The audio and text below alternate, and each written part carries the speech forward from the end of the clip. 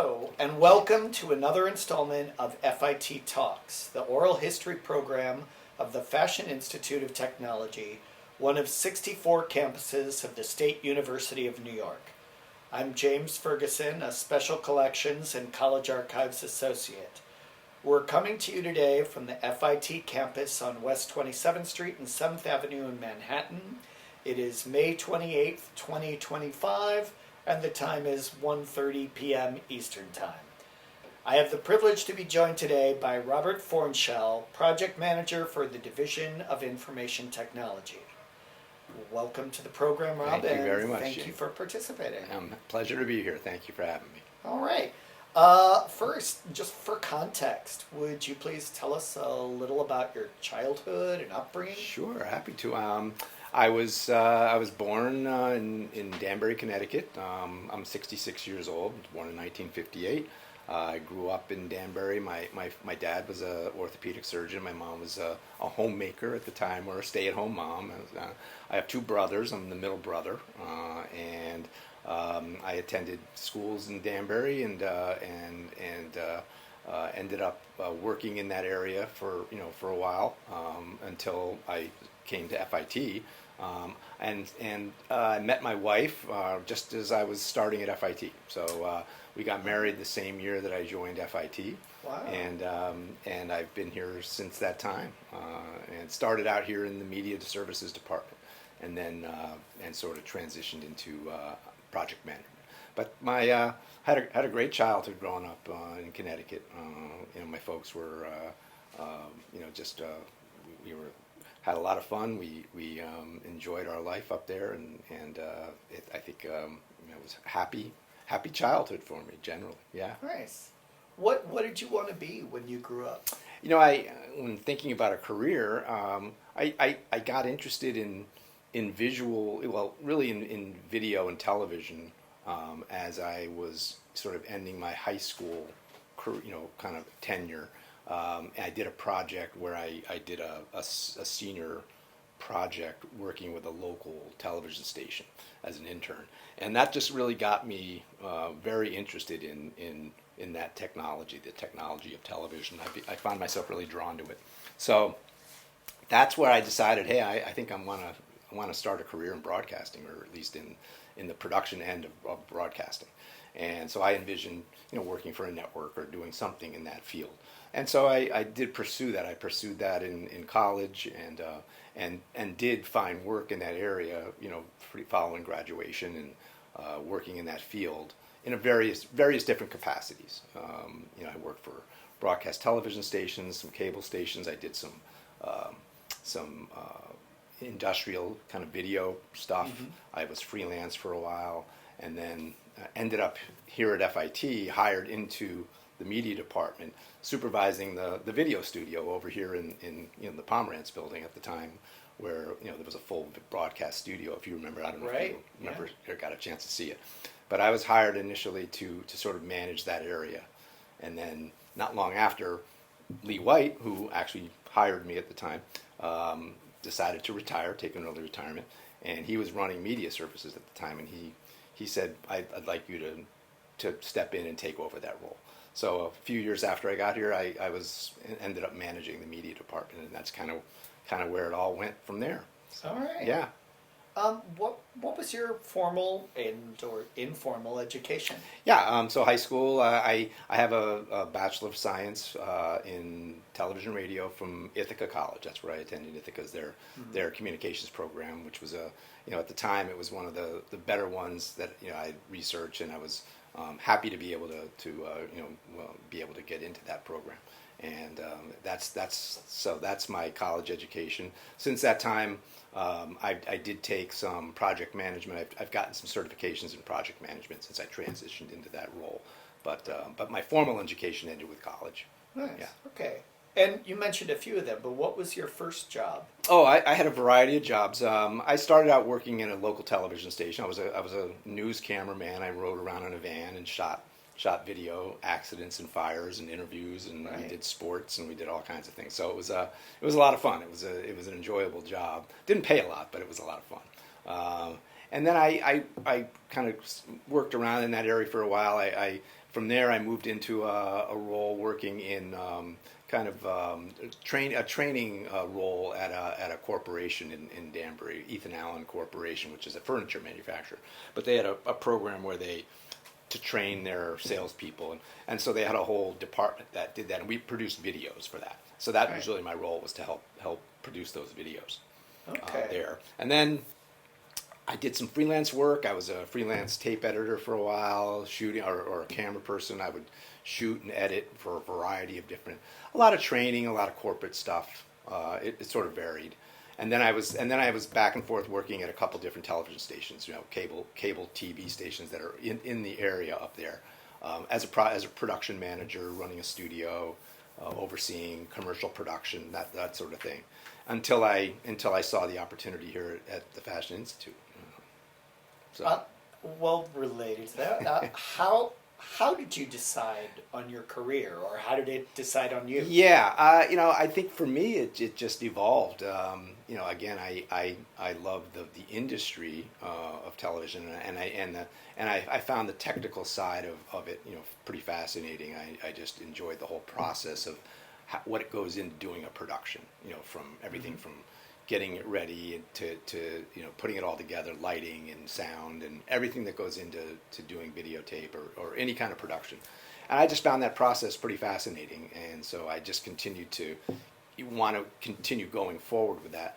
The opportunity here really presented itself. It was a leap for me. Only it was similar work, but it was definitely I was moving from a small market up in Connecticut into New York City, and that was big for me. So that transition was really meaningful. It was a big moment for me to come work here. Right. And so but my career that interest kind of just came to me when I was when I did that project in high school. I was thinking about, what do I want to do, and suddenly here I am interning for this program, and I loved every bit of what I was being part of. So I said, I think I want to do this. This is something I see as a career. Yeah. And how did you come to work at FIT? So I found my job at FIT in the New York Times classified ad. That's how I found it. Yeah. I used to browse through the paper every Sunday, the big section of the classified, and one day I'm looking through and there's this ad for, they were looking, at the time it was called an electronics engineer, which didn't jump out at me as something that might be, I was thinking, you mean like they need an electrician? But then when I read the job description, it said, no, it's overseeing a video production studio as part of the communications, management program at FIT. And I said, well, wow, that sounds something it's pretty much what I was doing at the time, but it sounded like a much better opportunity for me. So I said, I'm going to apply to that. And I did, and literally I guess a week later, I get a call from Lee White. I don't know if James, he might have been here. He might have left after you were here, but Lee was the guy who was running the media department at the time, and he was actually a faculty member, even though he didn't really teach, but he was he was a faculty guy. But he ran the media department, and he invited me in for an interview, and I said great. So off I went down to the interview, and we had I thought a good interview, and I left, and I think it was probably a day or two later that he called me back and said, we'd like to offer you the position. So that's how I ended up here. All right. Yeah. Excellent. What experiences stand out most for you during the 34 years here? Wow, that's a handful. Over the 34 years. Well, I could say there's been a couple of. I'd say probably the biggest change that I know that's happened clearly was the movement from computer integration into the technology. At the time I arrived here, no one had a computer on their desk. We had a phone, and we were working. So if I needed equipment, I used a catalog, and I got on a phone and made a phone call and ordered it. Nobody had so we were working with slide machines and film, still film projectors, and videotape was still in its infancy. Even the cassettes, it was coming from reel to reel to cassette.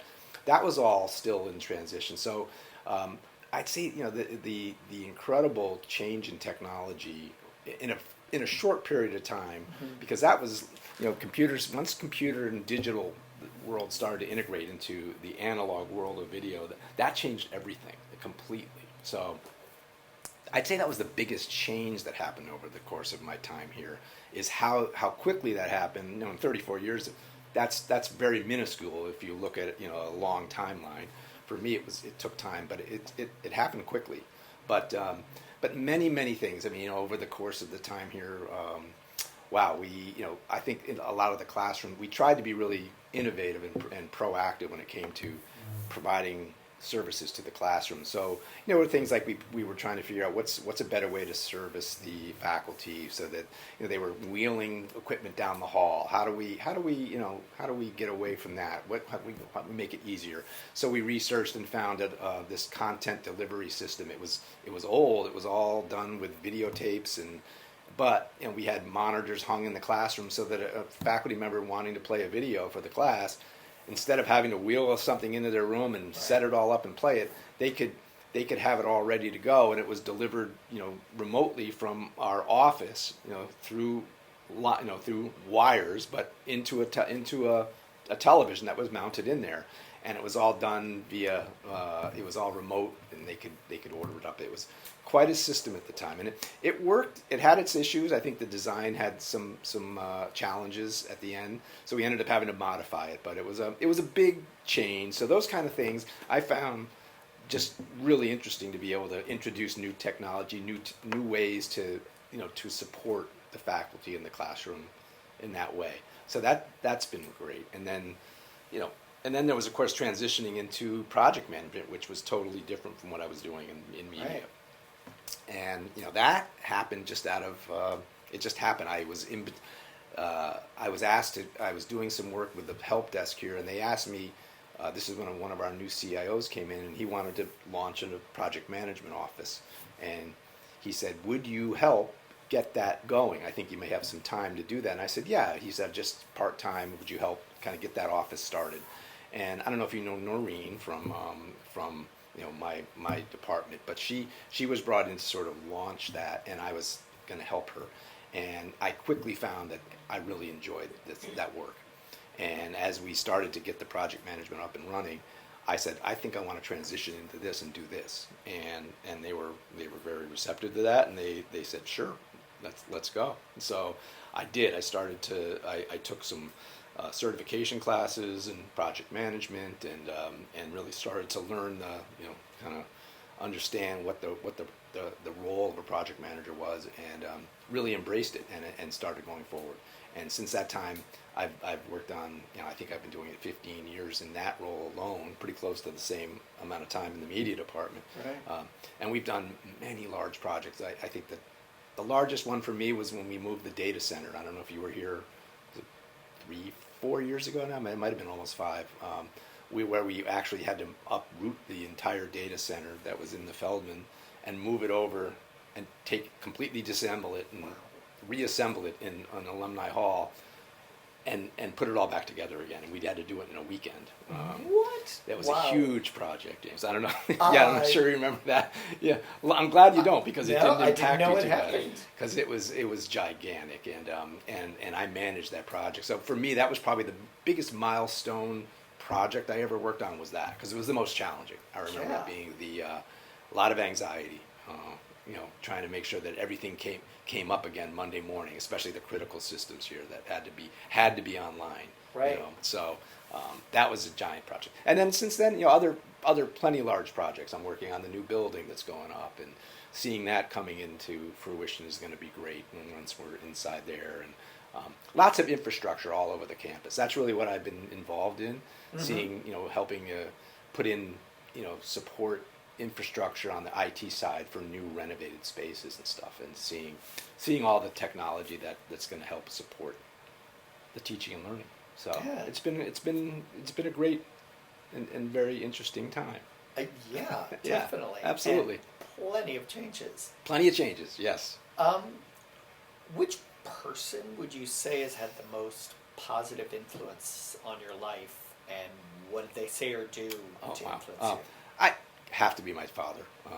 You know, my father was an orthopedic surgeon. He was just an awfully smart guy, but he was also, he came from, you know, he grew up in the Depression. He went, you know, he was in, but he was and he was also just, he had scholarships. He got scholarships to both undergrad and medical school at Harvard. He was just driven person, but he also, what I think the value he taught me and my brothers both is that, that it's the value of hard work. You work hard, you be accountable to what you're doing. The value of, never underestimate the value of money, that you have to work for what you have. No one's going to hand something to you. His value system really is what shaped us, I think, and that's where I'd say. And he was always a very supportive. Even though I think he would have loved any of us to go into medicine, none of us did. But we all did fine, and I think he was always supportive of everything that we did. So just in general, who he was and the type of person he was, I have to say he was the biggest influence on me, for sure. Great. Yeah. Is there a book or a film or some other work of art that's wow, yeah, that's a tough one. I mean, boy, God, is there one that stands out? I was thinking about that question. I guess I really can't say there was one. I mean, nothing that I mean, in terms of general, I like them all. I read a lot because I have a long commute every day, and so yes. I do read a lot, and certainly film. I like music. I play some guitar, and I've always liked music growing up. We played piano when I was younger, and then did some drums and guitar. So I've always been a music. I've always played music. I'm not currently doing it in any form other than just for my own enjoyment, but I do play. But no, I can't say there's any one particular book or film or anything that I've seen. I mean, I like anything that just engages me, and I find books probably for the most part are still the best when it comes to, you really want something to dig into. You find a good book, that's just the best. Yeah. And having the time to read, that's the one benefit of having a long commute on a train, which I do, is that I've gotten to read a lot, and that's, I think, been really enriching for me, just being able to do that. So, but nothing particular, James. I just can't really come up with one particular thing. Sure. Yeah. Okay. What are your future plans or dreams? Yeah. So, I mean, having spent 34 years, I'm as I say, I'm retiring at the end of this year, and I just felt like this was the time, for me to do that. And while I'm still at an age where I can still enjoy life and go on to do other things, and what I hope to do after I leave FIT is do things that I haven't been able to do, or try something different. I think right off the bat I'll have, just having the more time on my hands will allow me to do things that unfortunately I wasn't able to do as I was growing with when I was working here, and when my family was growing. I leave very early. I did that early on when my kids were young, because I wanted to get home a little bit earlier to see them. So I'm very used to being getting up at 4:30 in the morning, wow. Which is when I do get up, and to get here, because it's a 2.5 hour door to door for me to get here from Connecticut, where I live. So that's getting on a little bus that takes me to a train, that takes me to Grand Central, that takes me here, and then I come here. So, and then the reverse on the way home. So that alone, just getting those 5 hours back in my life, I will actually be able to go to the gym in the morning when most people do, which I can't do now. Right. I have to do that when I get home, and it's not really the best time for me, but I do. So I look forward to just having more time to do the kind of things like that. And I do plan to do some volunteering. I'm very interested in animal welfare, animal rescue. I've looked into volunteering at the ASPCA, probably local animal shelter in my town. Mm-hmm. I definitely want to get involved, and that's important. I find I'm really drawn to doing that. I'm a dog lover, animal lover in general, so that's something that I think would be really fulfilling for me. And then learning new things, trying something new. I've been in technology for all this time, and maybe I'll learn a language. I've got, there's so many resources out in the world that you can take advantage of. And I'd like to, maybe, learn a language that I would like to speak, or take some classes and learn to do something I've never been able to do before, and get involved, possibly, join some clubs, and, do some social interaction with with the clubs in my town or in my area. Just find those kind of things to keep me busy, but not too busy, but busy enough. So Right. and relaxing, just trying to to have a little winding down. So Nice. yeah. What would you most like for people here to remember about you? Oh, wow. I would hope that people would view what I did. I would hope that the work I accomplished here, not just me. I mean, anything I've done has always been with support of many people. So, and with that being said, though, it would be very fulfilling for me to understand, know that if people looked and said, oh, I helped, I helped move the school forward. We helped make the learning experience and the experience for students and faculty and staff here better over the time that we did. The projects that we did, the spaces that I was part of renovating, the new building, and all the various projects. That we're not in the classroom. I've never been in front of students in the classroom, but so I have to understand that what I'm doing behind the scenes eventually is going to eventually mean something to that student down the road. And Right. so that's how I looked at whatever I did, was that how is this benefiting, who is it benefiting, and at the end of the day you just want what your infrastructure is has it helped the students and the faculty teach, has that helped further that. Yeah. And that's I would hope people would look at for me. The things that it's a lot of projects, a long list of things.